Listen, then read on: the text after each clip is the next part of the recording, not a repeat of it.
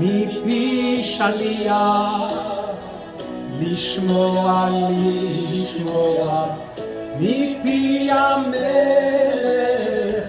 La chanson que vous écoutez là est une chanson d'Avraham Fried qui reprend un pasouk qui est noté dans le Sefer Shemot juste avant Har Sinaï, juste avant le don de la Torah, et qui rappelle cette anecdote où Moshe commence à dire un peu aux Bnei Israël ce qui va se passer et qui commence à s'apprêter à dire les Aseret Adibrot, et les Bnei Israël qui arrêtent Moshe, qui dit non, attends, on veut rien entendre de toi, on veut entendre, non pas Eno Dome Hashomea Mipi Shaliach, on ne veut pas entendre de la part d'un envoyé, Lishmoa Mipi Amelech, mais on veut entendre de la bouche du roi directement.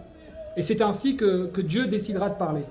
Nous sommes évidemment, je mettrai le lien de la musique dans les commentaires, nous sommes évidemment Erev Yom Kippour, le Shabbat avant, Shabbat Shuvah, Shabbat avant Yom Kippour, et on peut se demander et se poser cette question, comment on va se présenter devant Melech Malchei Amlachim, devant le roi des rois pour recevoir notre verdict, puisque Rosh Hashanah on a été jugé, comme vous le savez, Yom Kippour on reçoit la décision finale.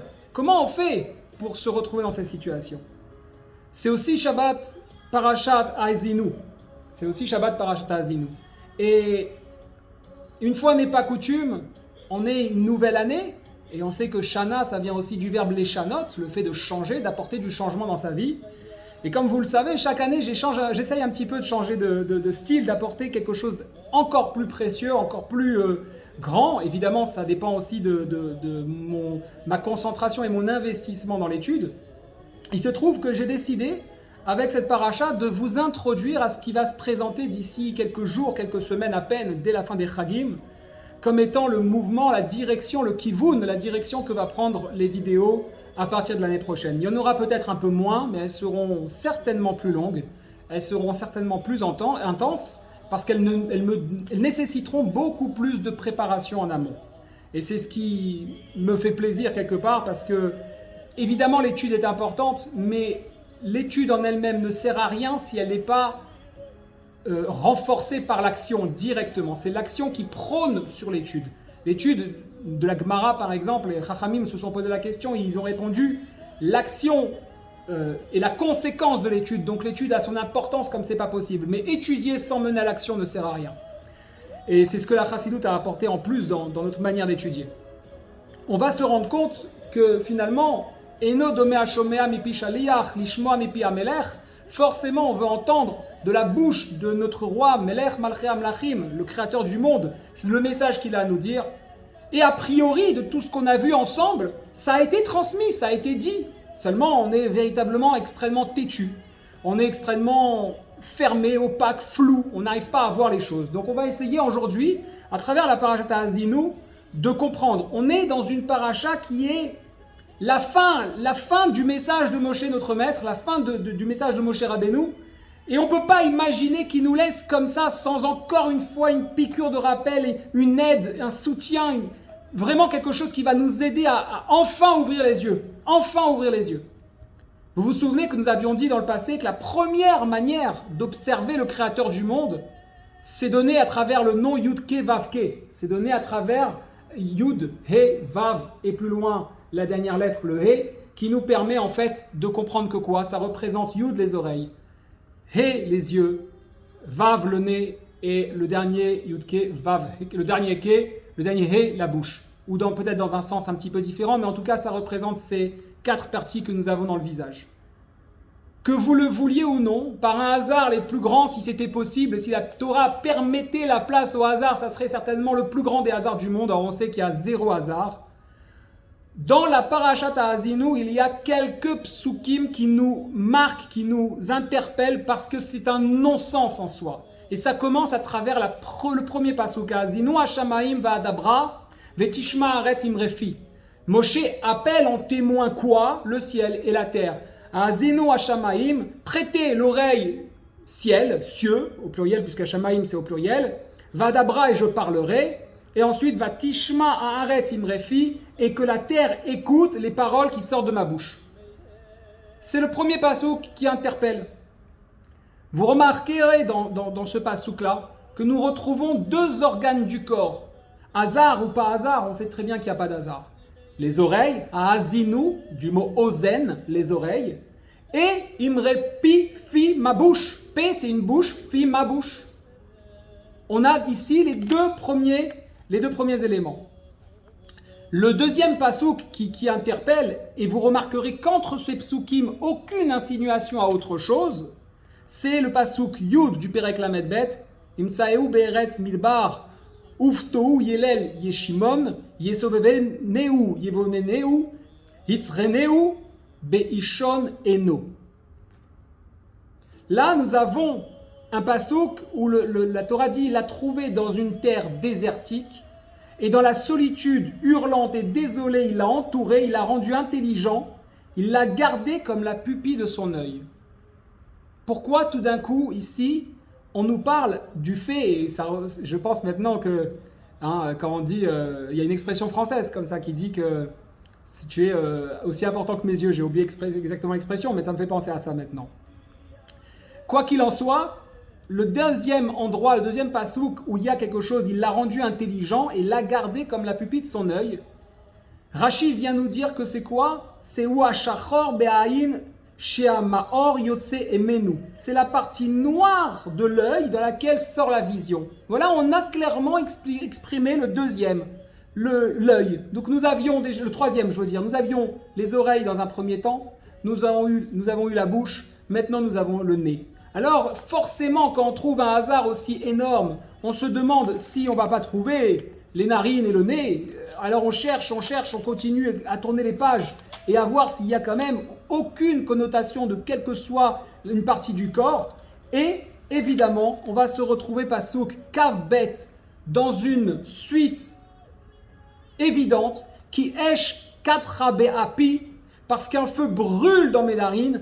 Vatikad ad sheol tartit, et flambe jusqu'aux profondeurs les plus basses. Vatochal eretz, il a consumé une terre.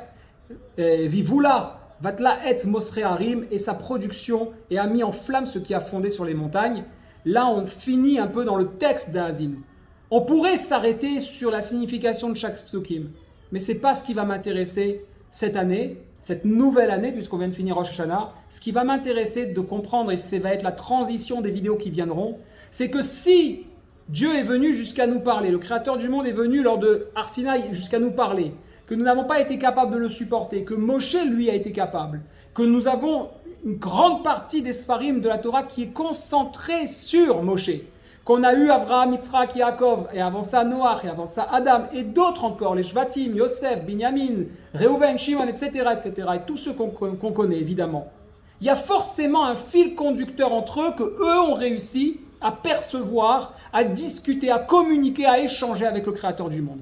Et dans cette paracha, on a le premier signal qui est donné, Yud, Ke, Vav, Ke, les 4 instruments, et je le précise comme ça, les instruments qui nous permettent d'être en contact.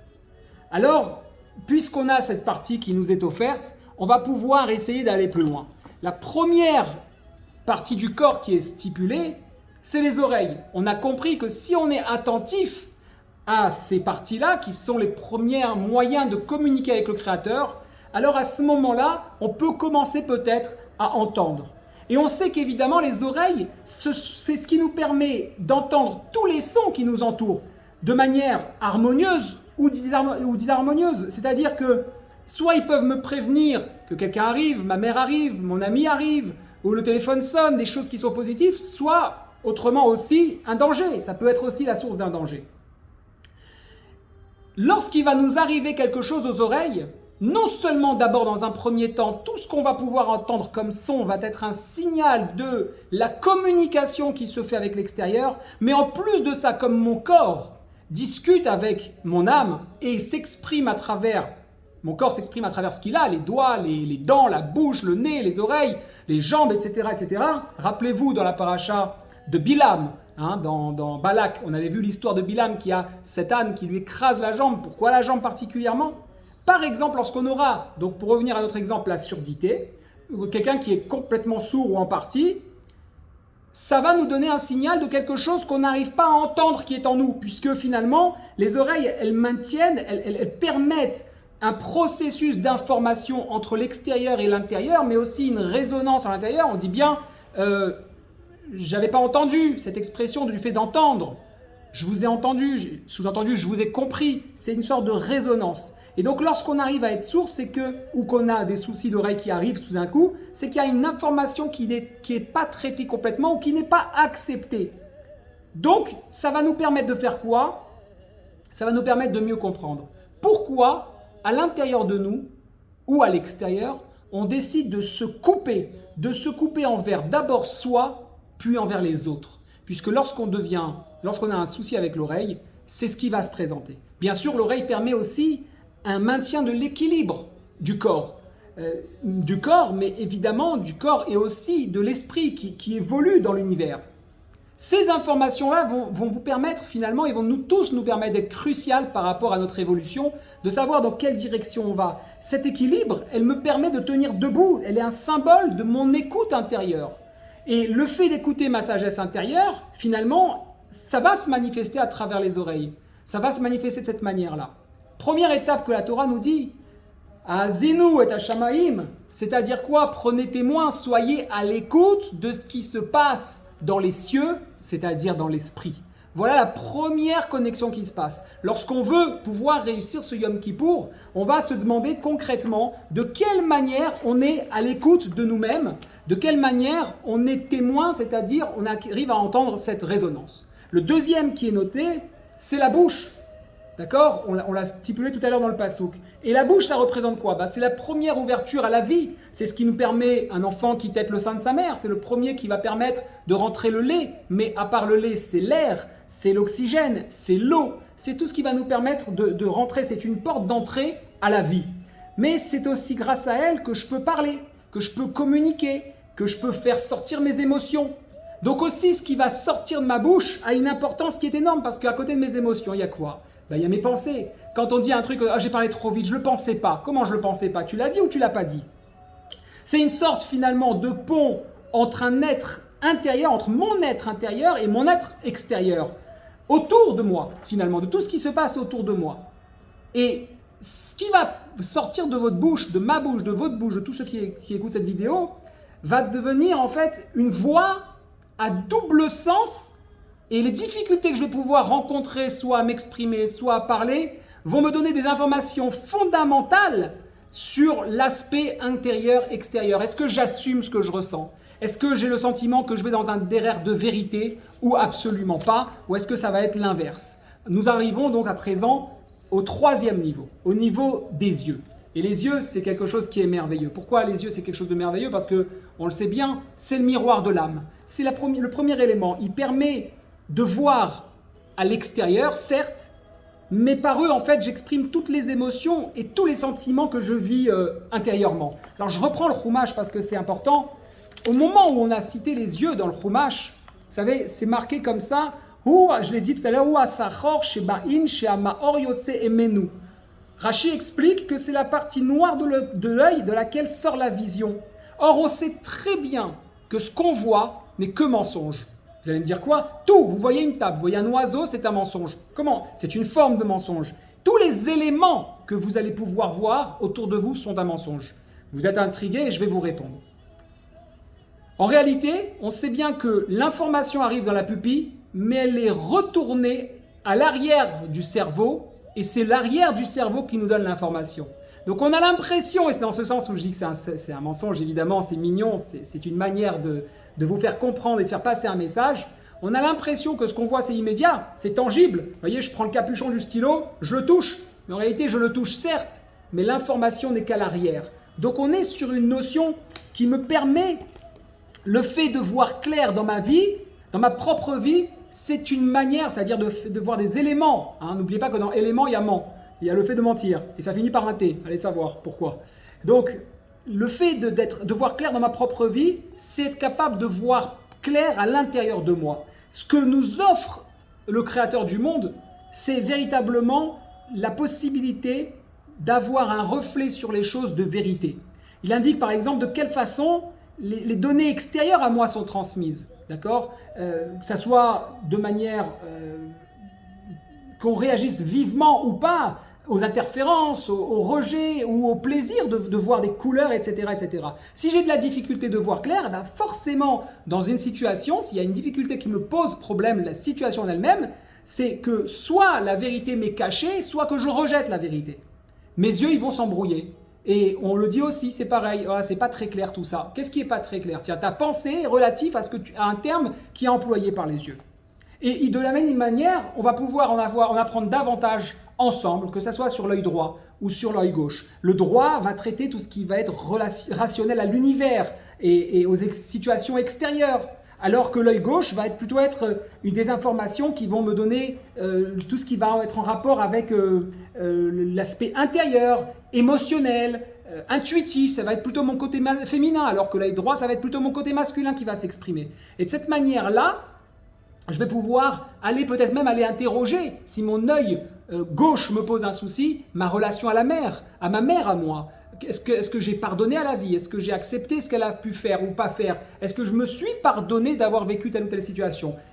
Parallèlement à ça, évidemment, si c'est mon œil droit qui me pose problème, je me poserai la question sur ma relation avec mon père. Est-ce que j'ai aussi assumé le père que j'ai eu? Est-ce qu'il est facile pour moi de me dire qu'au bout d'un moment, je suis un adulte responsable qui doit assumer ma condition et que si j'ai eu le père ou la mère que j'ai eu, c'est le meilleur père que j'aurais pu avoir et que par conséquent, ça me permettra d'encaisser les épreuves qui viendront.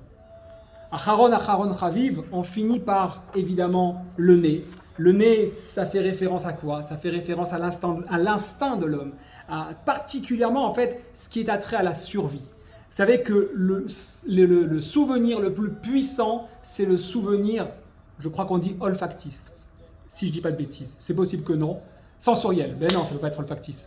Franchement, parfois, sous la pression de la vidéo, j'en dis des bêtises. Ça va être sensoriel, ça va être au niveau des narines. L'odeur est la mémoire la plus importante qui existe.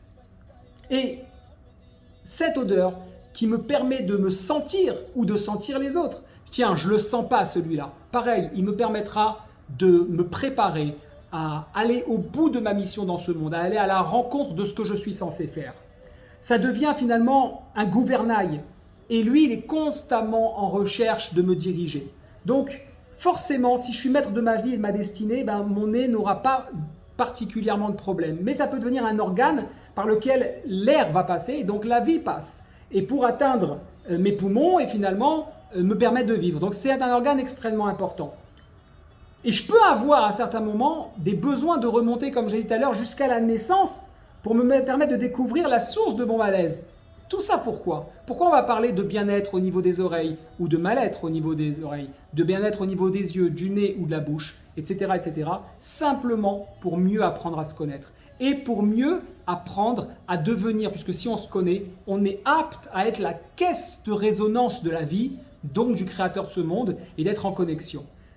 Je suis absolument convaincu qu'Adam Arishon, Noach, Avraham, Yitzhak, Yaakov, les Shvatim, Moshe, Aaron, David, Shlomo ont été des êtres qui ont compris ça, qui ont su véritablement s'orienter dans ce chemin-là et de connecter et de pouvoir avoir vraiment un retour, de venir vers Soli Mikdash Veshachanti Betocham.